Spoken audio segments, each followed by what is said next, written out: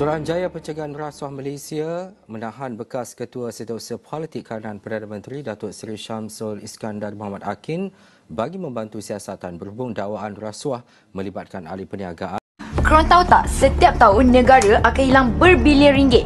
Tapi kerosakan ni bukan pada wang, pada kepercayaan rakyat.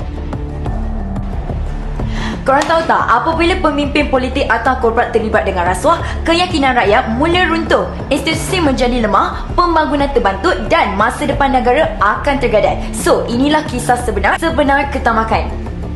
Korang tahu tak, institusi retak apabila pemimpin politik dan korporat mengamalkan rasuah. Hal ini menyebabkan mereka kehilangan kepercayaan rakyat. Ianya berlaku di pejabat ataupun untuk yang tempat berpangkat tinggi ataupun keputusan rasmi daripada negara.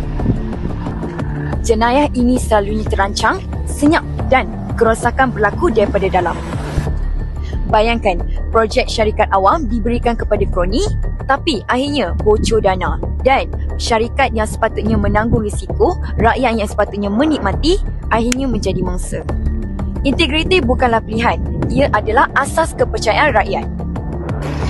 Tanpa integriti daripada pemimpin, tak ada pemimpin yang boleh membawa negara maju. Kita semua perlulah memain peranan sebagai pekerja, sebagai pengundi, sebagai rakyat. Kita perlulah menjaga amanah. Laporkan salah laku, jangan normalisasikan rasuah. Ingat, jadilah pengawas kerana negara ini milik kita bersama.